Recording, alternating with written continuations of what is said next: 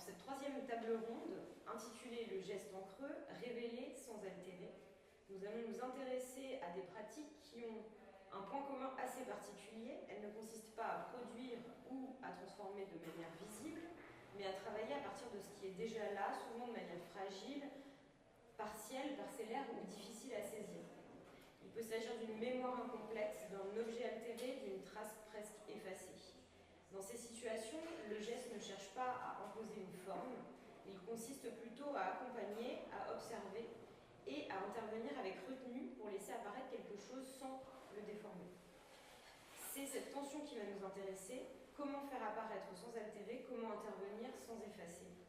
Et pour y répondre, nous allons poser plusieurs questions à nos trois invités que je vais vous présenter. David, vous êtes psychanalyste à Paris et enseignant-chercheur à l'université Paris 3, Sorbonne Nouvelle. Votre travail se situe à la croisée de la psychanalyse, du théâtre et de l'anthropologie. Vous vous intéressez notamment à la manière dont la parole se construit, se transforme et peut être accompagnée, en particulier lorsqu'elle est fragile ou lacunaire. Vous êtes également comédien, metteur en scène et professeur d'art oratoire. Violaine, tu es restauratrice du patrimoine, spécialisée en art textile, diplômée de l'Institut national du patrimoine. Tu travailles pour plusieurs collections muséales, notamment le musée Guimet, le musée des arts décoratifs et le musée Galliera, le palais Galliera. Ton travail consiste à analyser et restaurer des objets textiles anciens en conservant les traces de leur histoire. Tu interviens avec une exigence forte, ne pas effacer les transformations du temps, tout en rendant cette action juste et lisible. Anna, qui est notre hôte aujourd'hui. Anna, tu es artiste plasticienne, ton travail explore l'empreinte, la mémoire et la manière dont les lieux conservent des traces invisibles. À partir de fragments, de frottages et de formes en volume, tu t'intéresses aux souvenirs incomplets et à la manière dont ils se recomposent entre réel et imaginaire. Ta pratique interroge ce qui reste, ce qui disparaît et ce qui se transforme. À travers vos trois approches, on va interroger des gestes qui ne cherchent pas à produire davantage, mais à laisser apparaître. À quel moment avez-vous compris que votre geste consistait à faire émerger quelque chose plutôt qu'à le fabriquer ? C'est intéressant parce que je laisse résonner le silence. Et vous aurez remarqué, pour ceux qui sont en thérapie, que le silence est quelque chose d'important.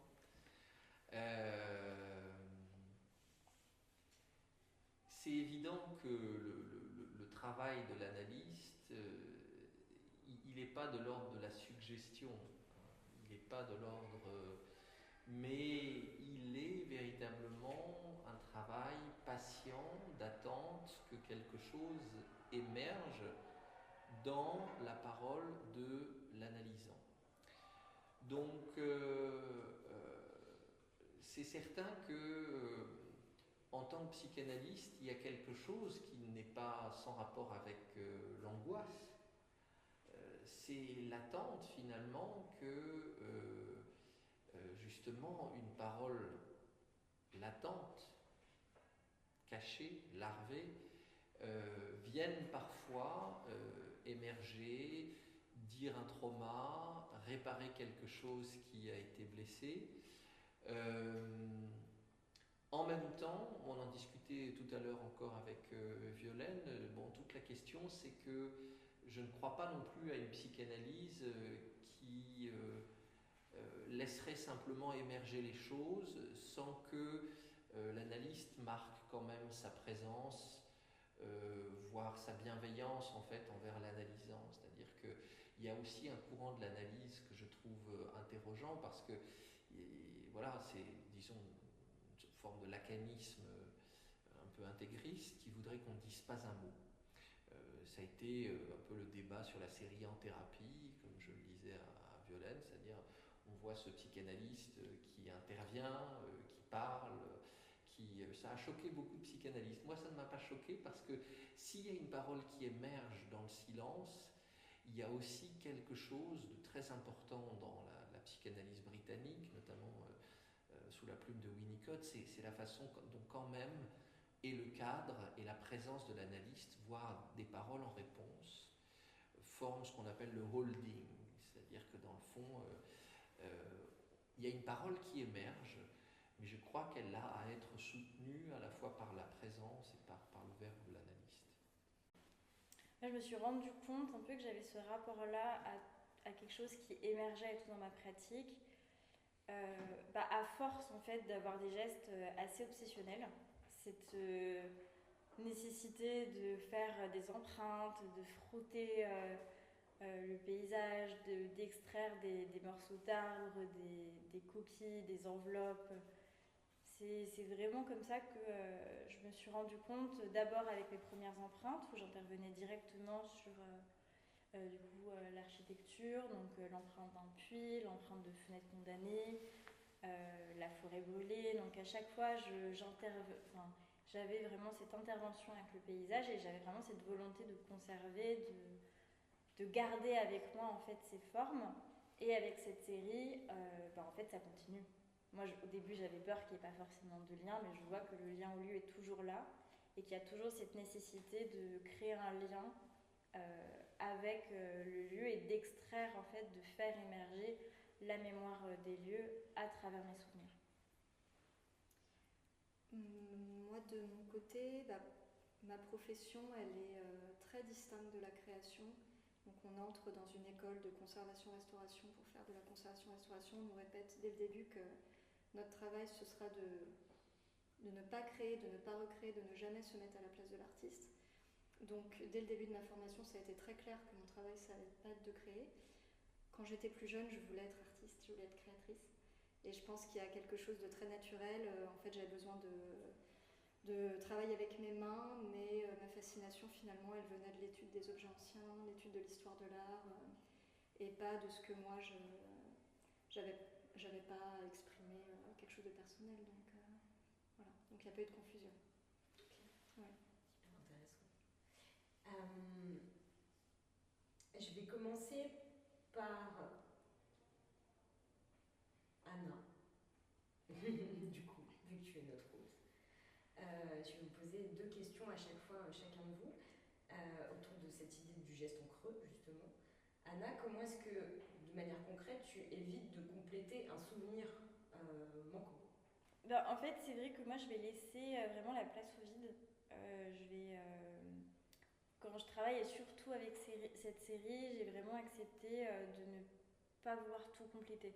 Et en fait, ce qui était le plus compliqué, je trouve, c'était de ne pas vouloir être dans le contrôle et de me laisser, en fait, de laisser la place et la liberté aux formes, au dessin et à l'empreinte, en fait, de fusionner, de dialoguer, et que des fois, il y a des formes qui m'échappent. Il y a du vide, il y a des choses qu'on ne va pas forcément reconnaître. Alors moi, évidemment, vu que je connais ma photo de départ, je sais. Et du coup, c'est de résister à avoir envie de compléter. Parce que du coup, forcément, comme c'est une partie de la mémoire, justement, qui est lacunaire, qui m'intéresse, c'est de jouer avec le vide et de composer avec. Et du coup, est-ce que tu penses que se situe ton geste par rapport à la part de réel, d'imagination ou de manque, de reconstruction, peut-être? Parce que tu reconstruis d'une certaine façon ces souvenirs et cette mémoire. Ouais, non, complètement. Du coup, moi, je dirais que c'est les 3. C'est d'abord une question de reconstruction, mais en fait, en tout cas dans cette série, il y avait cette idée de partir d'un moment qui appartient au réel, tout simplement. Et donc du coup, pour moi, le réel, c'est le lien au lieu. Donc je pars forcément, mon premier geste, c'est le frottage. C'est je repars sur le lieu de la photo et je vais faire apparaître le lieu, donc le présent, et donc le réel. Et après, il va y avoir un travail de projection où je vais donc projeter mon image au vidéoprojecteur, et donc je vais jouer avec une image qui est flottante, qui disparaît, qui apparaît. Et je vais la faire apparaître d'abord avec la peinture acrylique, puis après le crayon de couleur. Et donc c'est dans cet espace-là qu'il va y avoir la place qui va être laissée à l'imaginaire, où justement je vais m'autoriser à faire des couleurs qui ne sont pas vraiment de la photo d'origine. Voilà, je vais adapter 2-3 détails et je vais me donner un peu de liberté. Et après, forcément, qui dit souvenir dit reconstruction. Et du coup, il y a vraiment cette idée de faire évoluer, de transformer le réel. Ça me permet de lier vers David. Pour votre première question, je retrouver le réel sans forcément totalement le montrer. Comment est-ce que vous, dans votre métier, dans votre pratique, vous accueillez une parole qui peut être fragile sans la modifier, sans vraiment l'accueillir? Comment est-ce que vous nous décririez cette manière dont vous accueillez une parole d'un patient? En psychanalyse, ça porte un mot, ça s'appelle la suggestion, ce qui est le contraire de l'interprétation. C'est-à-dire que dans le fond, on ne cherche pas à faire quelque chose à partir de ce qui serait un geste de psychologue, c'est-à-dire essayer de comprendre et de suggérer quelque chose à partir de ce que l'on comprend, mais de partir véritablement en fait de la parole de l'analysant pour faire index vers ce qui se répète, vers ce qui revient, mais non pas dans sa parole ou dans sa propre psyché, mais bel et bien en séance. Si pour la 50e fois, quelqu'un vous dit « ça me rappelle mon père », telle attitude, ça m'a mis hors de moi, mon père était comme ça, etc. Alors là, vous pouvez peut-être vous permettre de vous dire, mais est-ce qu'il n'y a pas là quelque chose à creuser? Enfin, qu'est-ce qui se joue là mais c'est pas vous qui avez inventé ça. C'est vraiment. Donc il n'y a pas à suggérer les choses, il y a à laisser émerger quelque chose dans la parole de l'analysant qu'à un moment donné on va interpréter comme Salomon rend son jugement, c'est-à-dire qu'il y a quelque chose de tranchant en fait dans la parole de l'analyste qui distingue ce qui est de l'ordre comme ça, de l'attention plus ou moins flottante, consciente, de ce qui par ailleurs est véritablement signifiant pour la dimension inconsciente du travail. Donc voilà, je dirais que c'est la différence entre l'interprétation et la suggestion. Ok. Et à quel moment vous décidez de vous taire ou au contraire justement de verbaliser vous parliez d'en thérapie comme je vous l'ai dit, en thérapie, vous savez qu'en thérapie, en fait, c'est une série qui a eu plusieurs versions. Au départ, c'était Betty Boot, c'était une série israélienne, puis c'est devenu une série britannique, une série américaine, puis finalement, c'est Nakache et Toledano qui l'ont mis en scène en France. Et disons que Frédéric Pierrot, l'acteur principal, a une tendance. On dit que la série, en fait, a été inspirée du psychanalyste et professeur de psychologie à l'université de Stanford, Irving Yalom. Et Irving Yalom est l'inventeur de la psychanalyse humaniste, donc c'est quelqu'un qui intervient énormément, qui cadre énormément la parole en fait de son analysant dans la sienne et dans ses interprétations, etc. Donc je crois que pour avoir un peu bourlingué entre le lacanisme intégriste qui veut qu'on vous passiez une demi-heure à parler et puis vous connaissez les caricatures, merci beaucoup, et donc on recommence la fois d'après. Je crois que c'est vraiment important que c'est le psychanalyste Denis Vasse, qui était un jésuite également en Fourvière, qui disait comment est-ce qu'on sait que quelqu'un vous écoute? C'est qu'il parle. Donc, mais simplement, on ne parle pas en dépit du bon sens, mais peut-être à des moments particuliers où on sent que quelque chose émerge là, dans le récit, dans le narratif de l'analysant, qui paraît particulièrement saillant, qui paraît particulièrement répétitif, qui paraît particulièrement douloureux. Là, on peut se permettre très délicatement de mettre ça en exergue de telle sorte que ça puisse être travaillé et développé. Ok, merci beaucoup. Et justement, là on parlait plutôt de parole, mais là on va en venir plutôt à justement le concret. Je me tourne vers toi, Violaine. Et on parlait à quel moment il faut parler, à quel moment il faut se taire.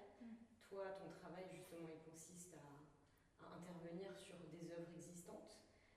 Comment est-ce que tu définirais, toi, la limite entre restauration et altération, même si tu vas, je pense, nous expliquer justement le principe de base de la restauration.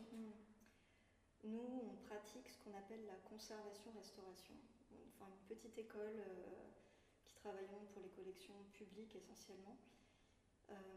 Disons que pour nous, la restauration, elle ne consiste pas à revenir en arrière ou à remettre un objet en état de fonctionnement, mais vraiment à conserver la matière originale et le maximum du message que porte l'objet. Le terme d'altération, on l'utilise beaucoup dans notre métier, parce que pour nous, une altération, c'est une dégradation. Mais effectivement, une altération, c'est une modification de l'état de l'œuvre. Et la restauration, c'est une altération, parce on a un objet, on va apporter une modification et on va le rendre, il sera passé par nos mains. Après, le sens négatif de l'altération, enfin tel que ça sonne dans mon oreille, il y a l'altération matérielle et il y a l'altération du sens. C'est-à-dire qu'une restauration, normalement, elle est là pour révéler l'objet. Il y a un risque d'altération matérielle qui est permanent, parce qu'en général, on a des objets fragiles et on risque de les dégrader, voire on les dégrade en travaillant. Donc il faut savoir arrêter le geste au moment où on voit que là, on va vraiment le dégrader. Et puis, il y a l'altération du sens, qui est possible à partir du moment où on fait justement une surinterprétation, pour reprendre les termes de David. C'est-à-dire un objet qui, plus il a de lacunes, plus finalement on doit se retenir de combler, parce que si la restauration devient trop présente, elle risque de se substituer à l'œuvre. Et du coup, pourquoi est-ce qu'il est important que ton intervention reste identifiable sans être visible? Parce qu'il faut faire le distinguo entre, en tout cas tu m'arrêtes si je dis des bêtises, entre l'œuvre et sa partie restaurée. Donc il y a ce jeu quand même dans ton travail entre intervenir mais pas trop, comme tu disais, et en même temps que cette intervention elle soit visible sans l'être trop. Alors en fait on parle de lisibilité des interventions, ça fait partie de on a un peu 3 grands principes dans la déontologie de la conservation-restauration, c'est la lisibilité, la réversibilité des interventions et la compatibilité, c'est-à-dire faire apporter des matériaux qui ne vont pas dégrader l'œuvre. La lisibilité, c'est très compliqué parce que on est tenté de faire de la contrefaçon, quelque part. Quand on a un objet qui est lacunaire, qui est sale, qui n'est pas lisible, on est parfois emporté par le désir de faire mieux qu'on peut. Mais il ne faut pas que la restauration puisse être confondue avec l'objet. C'est une question d'honnêteté morale, en fait. C'est pour éviter de créer un faux historique, on va toujours introduire une différence entre nos méthodes d'intervention et la technique originale. Donc par exemple, on ne va pas forcément travailler avec le même matériau, pas avec la même couleur. Si jamais on a le même matériau, on va changer la couleur. Si on doit respecter matériaux et couleurs, on va introduire une différence de mise en œuvre.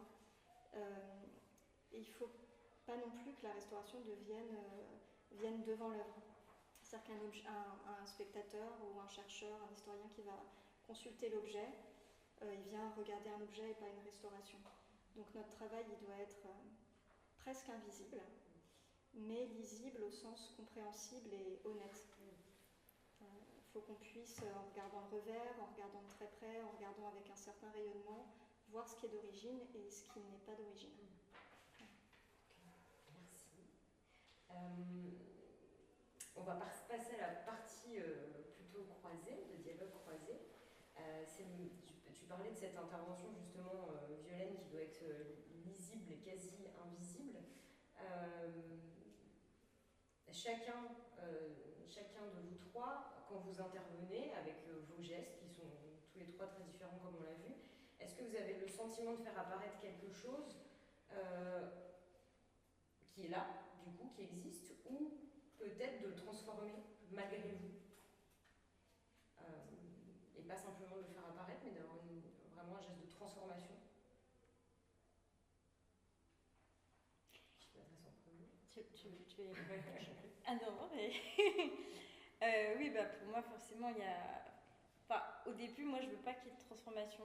Moi, ma volonté première, mais qui ne fonctionne, enfin, qui ne marche pas, chaque fois, je me fais rattraper par le geste dans la transformation. Moi, c'est vraiment de faire limite un trompe-l'œil, enfin, d'avoir vraiment l'empreinte parfaite, En tout cas, c'était le cas pour mes premières empreintes. Bon, là, j'ai clairement renoncé, surtout sur la portière, par exemple, où j'ai accepté d'avoir un geste un peu brut, un peu rapide. Voilà, il y a le côté un peu qui allait trancher finalement avec le dessin. Et c'était...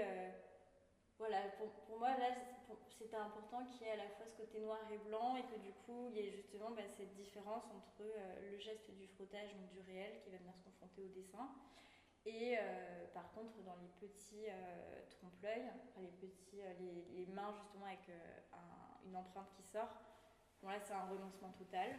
Là, j'ai assumé, ce que j'aimais, c'était un peu le côté boule de papier, un peu...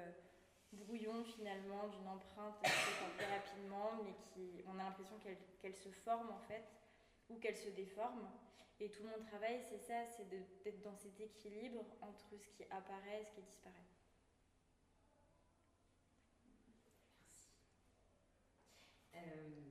David. En fait, le travail silencieux, et c'est là où finalement l'analyse passe le plus clair de son temps quand même à se taire plutôt qu'à intervenir. Je crois qu'il y a un juste balancement à trouver entre le moment où l'analyste pointe quelque chose, mais ma propre analyste, en tout cas celle qui a le plus compté pour moi et qui continue d'être l'analyste de l'analyste, parce que vous savez que les analystes sont toujours perpétuellement en analyse aussi, c'est d'ailleurs tant mieux. C'est pointer finalement que quand on entend quelque chose, et j'ai entendu beaucoup de psychanalystes le dire, quand on entend quelque chose de fragile ou de fondamental qui émerge, parfois il faut surtout se taire. Mais ça ne veut pas dire que nous, on n'a pas entendu ce qui était fondamental ou fragile ou déterminant, mais ça s'appelle la métabolisation psychique, c'est-à-dire que de même que votre intestin va digérer un aliment, etc., là vous savez en fait que ce qui est en train de se passer dans l'esprit de votre patient est en train d'être métabolisé, un trauma, une absence, quelque chose de fondamental, sur un mot d'esprit, sur simplement des paroles. Il y a quelque chose de toute façon qui suit tout le processus analytique, c'est que l'analyse, ça j'y crois beaucoup, hein, c'est Dolto qui a théorisé ça, mais il écoute avec tout son corps. Et donc son corps est lui-même affecté par des troubles de la vue, des troubles, des glouglous, ou dans le fond quelque chose du corps de l'analysant lui dit quelque chose de sa vie parfois extrêmement primitive. Il faut travailler avec les psychanalystes d'enfants, voire avec des gens qui pratiquent l'aptonomie par exemple, en fait, hein, qui est une science qui a été inventée en tout cas en partie par la fille de Françoise Dolto. En tout cas, elle s'y est beaucoup intéressée. Elle ne l'a pas inventée, mais elle s'y est beaucoup intéressée. Voilà, c'est écouter ce qui est parfois de l'ordre du corps, mais qui cherche à se mettre d'accord avec ce qui est de l'ordre de l'esprit. Et ça, c'est vraiment, je pense, le travail le plus dense de la présence de l'analyste. Au sens où j'ai entendu des analystes me dire, après avoir eu des résultats médicaux dégueulasses,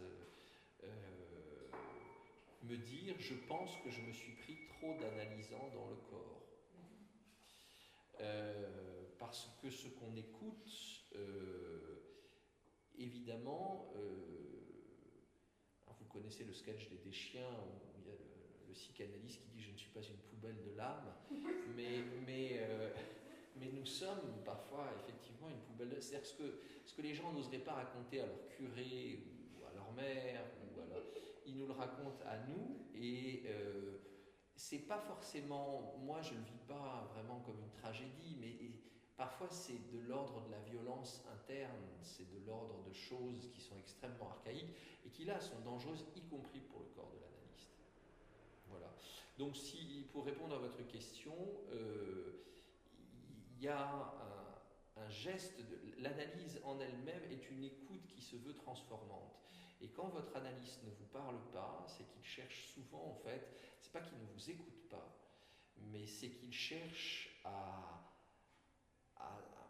rendre rendre plus important en fait sa propre métabolisation psychique de ce que vous êtes en train de dire et qui soutient votre dire plutôt que d'intervenir.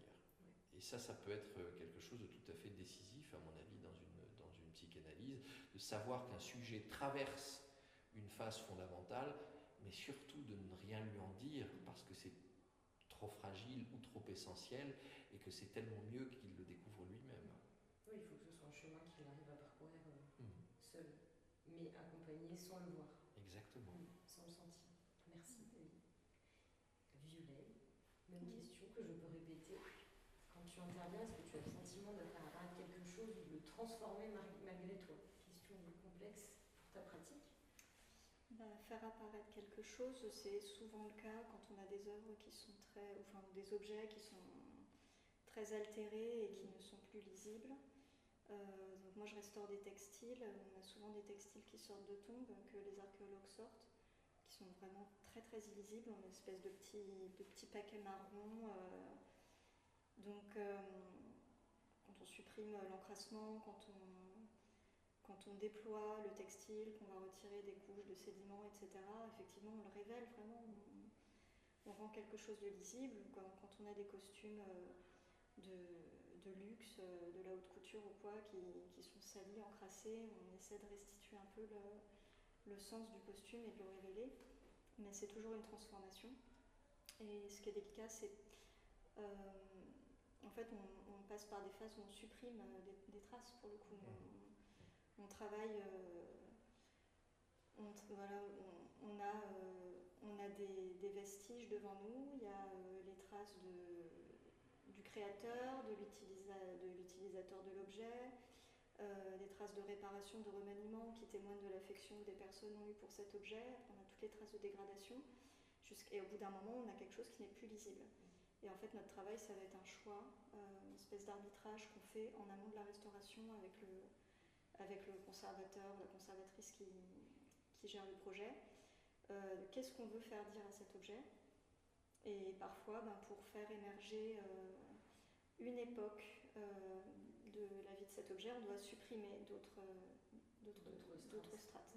Supprimer des encrassements qui étaient aussi signifiants, supprimer des réparations qui témoignent de la vie de l'objet à un certain moment, mais qu'on va choisir de mépriser parce qu'on ne s'intéresse plus à ce qui est en dessous. Donc on peut avoir des regrets aussi. C'est très subjectif. Okay. C'est toujours une décision. On n'est jamais obligé de restaurer. C'est vraiment une question de choix. Une question de choix, et c'est assez intéressant par rapport à vos pratiques à tous les trois aussi. Et justement, alors ça va être très parlant pour quelqu'un comme David, parce qu'on en a déjà un petit peu parlé, justement, vous êtes déjà un petit peu arrivé, mais chacun de vous, quelle est la place que prend l'attention dans votre travail et dans votre geste? David, assez évidemment, je me tourne vers vous, parce qu'on en a déjà un petit peu parlé. Freud parle de l'attention flottante de l'analyste. Ah, ça j'aime beaucoup. C'est-à-dire qu'il ne peut pas, et de toute façon, en fait, c'est intéressant ce terme d'attention flottante, parce que on le sait tous pour avoir été élève dans une classe, on n'écoute pas toujours tout ce que le prof dit, et quand on est au théâtre, on n'est pas toujours, je veux dire, on ne suit pas la parole de Hamlet mot à mot, mais il y a des séquences où il y a des moments, il y a des pertes d'attention, et Freud est persuadé en fait que cette attention flottante en fait de l'analyste fait que soudain il va être véritablement attentif à ce qui va saillir dans la parole de l'analysant, c'est-à-dire que on peut passer des séances où, vous savez, vous avez des patients et c'est tout à fait normal et ils sont très bienvenus, mais qui vont répéter 1000 fois la même chose, c'est-à-dire que dans le fond, et puis des gens qui ont parfois eu des vies très difficiles et qui disent, voilà, qui viennent tout le temps vous dire j'en ai marre, ça va pas, ma femme me maltraite, c'est horrible, j'ai une vie horrible, etc. Et vous voyez, dans le fond, l'attention flottante, ça va être soudain de voir ce qui, au bout de 25 séances, soudain chez Robert ou Michel, va plus parler de la chose de la même façon.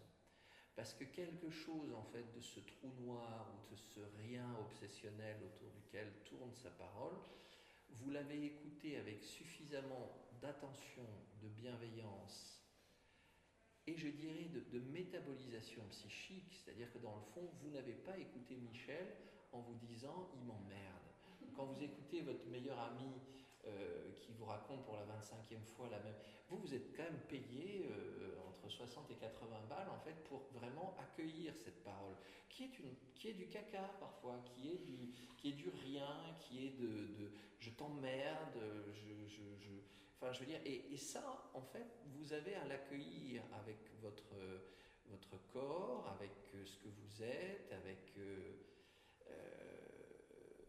de manière, de telle sorte qu'effectivement, vous voyez cette attention, je parlais du holding, vous voyez, mais aujourd'hui, vous regardez comment les papas et les mamans portent les enfants, en fait. Le holding, c'est ça, en fait. Hein, on le dit maintenant, mais c'est cette importance de prendre les enfants dans les bras. Ben, l'attention de l'analyste, en fait, je crois qu'elle ressort de quelque chose de ça, de la capacité, avec son écoute, à prendre cette enfance, ce type qui ne sait pas ce qu'il dit, hein, dans vos bras et dans vos oreilles d'analyste, de telle sorte à le maintenir debout, là où lui, sa parole se casse la gueule, ou se troue, ou voilà, c'est comme ça que je parlerai de l'attention de l'analyste. Okay. Merci David.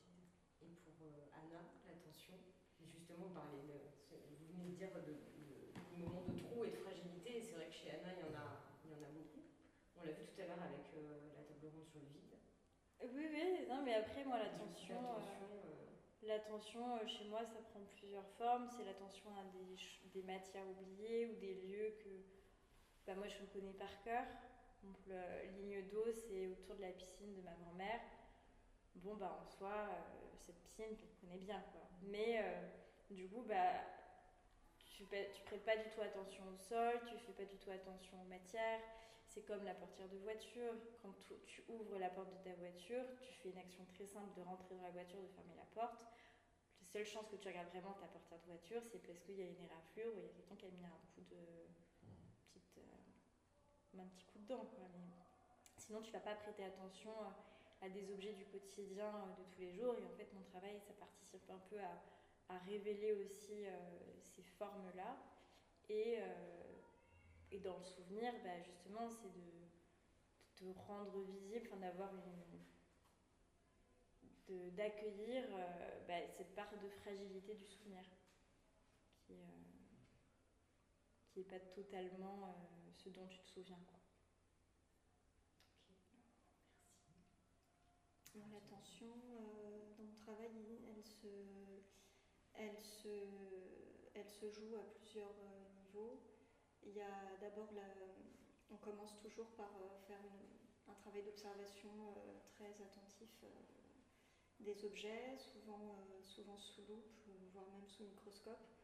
On va essayer de décrire au maximum comment l'objet a été fait, ce qu'il a été réparé, de voir les infimes traces d'usage, les petits indices qui montrent qu'il a été utilisé de telle manière ou pas de telle manière, etc. À partir de là, on prend les décisions dont j'ai parlé plus tôt. On décide ce qu'on va faire en fait de cet objet. Et donc ça, c'est une attention, je dirais, distanciée, un peu globale.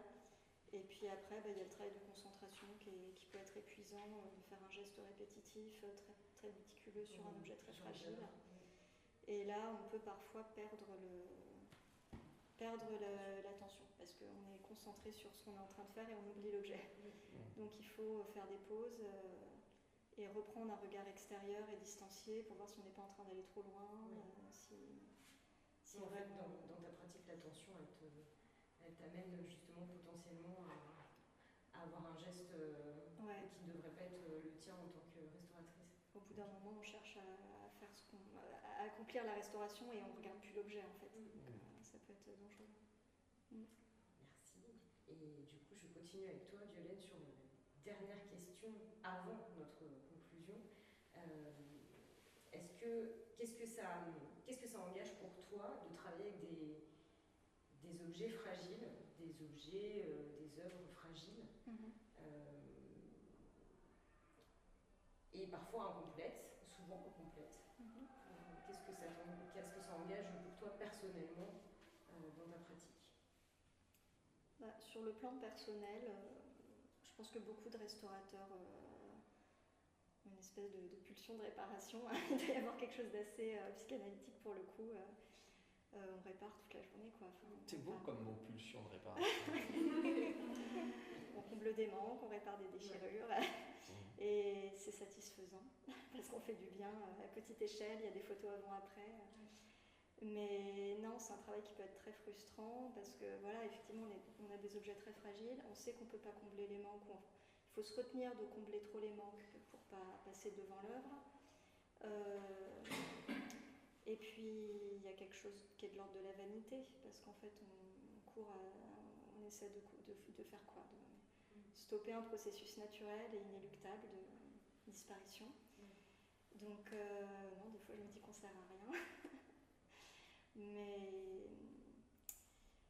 non, en fait, c'est un travail de modestie, de savoir se dire j'essaye, mais on ne peut pas y arriver de toute manière, on fait ce qu'on peut. Et puis, c'est une forme de deuil presque, quoi. C'est de prolonger un petit peu la vie de cet objet tout en laissant les traces du temps visibles parce qu'on ne peut pas faire comme s'il était jeune. On essaie de conserver justement, de montrer le passage du temps, mais le passage du temps, il veut dire aussi qu'on ne peut pas, à un moment, on ne peut plus agir et c'est un objet qui va vers sa dégradation. Donc c'est une manière de prolonger un petit peu ce moment-là avec les témoins de l'histoire de nos prédécesseurs, de ne pas les oublier tout à fait. Mais c'est sans illusion. Et on garde la trace. Ouais, ça m'a fait penser à plein de trucs aussi. Ouais. C'est vrai que la question du soin, en fait, chez moi, elle est hyper présente aussi. Je l'oublie en fait de plus en plus, mais c'est vrai qu'il y avait vraiment quand je fais l'empreinte d'un objet, je vais faire attention, quoi. Je ne veux pas l'abîmer. Il y a cette idée d'à la fois prendre son empreinte, sa peau, mais en même temps d'avoir un respect et un geste de conservation avec l'objet. Quand je fais l'empreinte de la voiture de mon père, si je me loupe, j'en entends parler. Donc voilà, à chaque fois, ou le mobilier, ou quand je fais sur l'empreinte d'un puits qui date du XVIIIe siècle, qui est exposé, qui est conservé par un château, pareil, à chaque fois, quand je travaille avec du papier craft ou du papier adhésif, il y avait quand même un rituel de geste où il fallait quand même faire particulièrement attention. Et après, c'est ce que tu as dit sur le rapport au temps. Tout particulièrement aujourd'hui, de plus en plus avec ce nouveau travail, il y a vraiment cette idée de travailler sur la trace, qui est vraiment au cœur de mon travail, et de cette idée d'être à la fois dans le présent, à la fois faire le lien avec le passé, et à la fois avec ce que les gens vont projeter, ou ce que je vais moi-même projeter. Donc il y a vraiment cette idée de faire des sauts entre passé, présent, futur. Je dirais que c'est ça pour moi.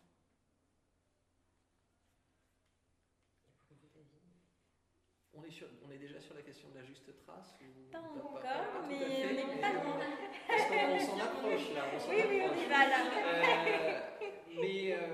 Oui, la question en fait, la question de la trace, c'est une question qui est éminemment vivante, c'est-à-dire que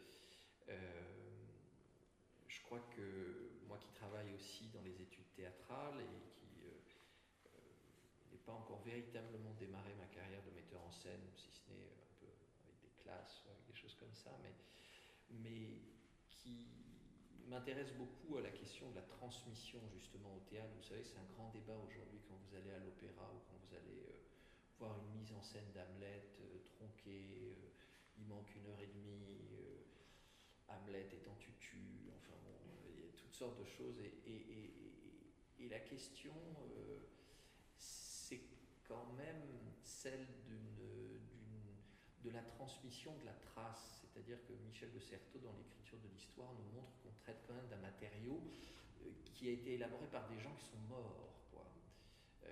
et dont on ne connaîtra jamais l'épistémé, c'est le cadre de pensée. Enfin, je veux dire, Voltaire ne lira jamais la biographie que lui consacrera tel écrivain, etc. Donc, on travaille avec quelque chose qui a un rapport avec la mort et avec un écart temporel qu'on ne peut pas réduire. Et donc, il faut quand même transmettre quelque chose.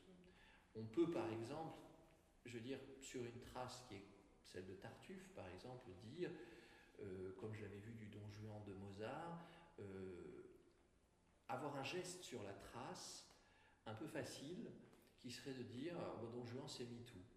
Bon, voilà, alors c'est une sorte d'actualisation comme ça de la trace, alors que Don Juan c'est plein de choses. Don Juan c'est le rapport au père, Don Juan c'est la question de la religion, du catholicisme qui hante encore aujourd'hui l'inconscient collectif occidental, etc. Donc on peut faire de Hamlet, comme récemment à l'Odéon, une histoire de crise d'adolescence, vous voyez, mais Hamlet c'est quand même le fantôme du père, c'est quand même la mauvaise mort du père, c'est quand même un matériau shakespearien incroyablement hanté par toutes sortes de traces, qu'elles soient religieuses, qu'elles soient historiques, qu'elles soient familiales. Enfin, je veux dire, il y a un tissu comme ça, érudit. Et toute la question de la mise en scène, c'est comment réussir à rendre cette trace, comment la transmettre avec une forme de véracité. Pour pas dire c'est une trace dont je me sers et je la transmets un peu comme ça me chante. Le problème de la trace, c'est qu'elle a aussi une réalité. Elle vous parle, c'est comme le souvenir des morts. Aller parler des morts à un Corse, par exemple, hein, bon, c'est pratiquement plus important que les vivants. Donc il y a quelque chose là sur la trace qui nous contraint à un devoir de mémoire. Mais je ne veux pas...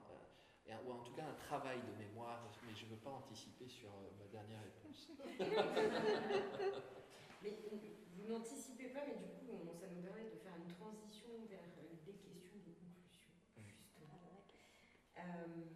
Mais vous avez déjà un peu répondu, David, donc c'est très bien.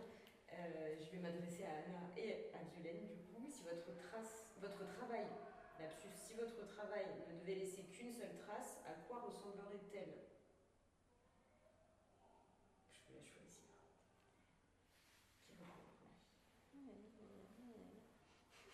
Je trouve que c'est une question qui est très très difficile. Oui, je sais. Parce qu'elle est très personnelle aussi. Et qu'elle implique un choix. Une seule trace. Moi, je pense que si je pouvais ne laisser qu'une seule trace, ce serait un peu comme... En fait, on n'est pas conscient que quand on regarde un objet, quand on regarde ce qui nous entoure, ce qui nous permet de voir, c'est la lumière. Et pourtant, si on éteint la lumière, on ne voit plus rien. Et j'aimerais que, si je pouvais laisser une trace qui soit équivalente à la lumière qu'on allume dans une pièce où on va consulter un objet, c'est-à-dire que grâce à ce geste, on voit l'objet, mais jamais on va penser que quelqu'un a allumé la lumière, en fait. La lumière, elle est là, c'est tout, quoi. Ouais. Hyper beau. J'adore. C'est une très belle réponse. Merci, Violaine. Anna. Une seule trace. Ah oui, celle-là, j'ai oublié celle-là. Je suis sûre que tu t'es déjà posée. Oui, Plusieurs mais fois. dire que j'ai préparé ma réponse, non. Donc, du coup, je dirais le frottage. Je pense que pour moi, c'est mon geste premier. Et c'est le geste en négatif. Le geste en creux. Voilà, le geste en creux. C'est ça.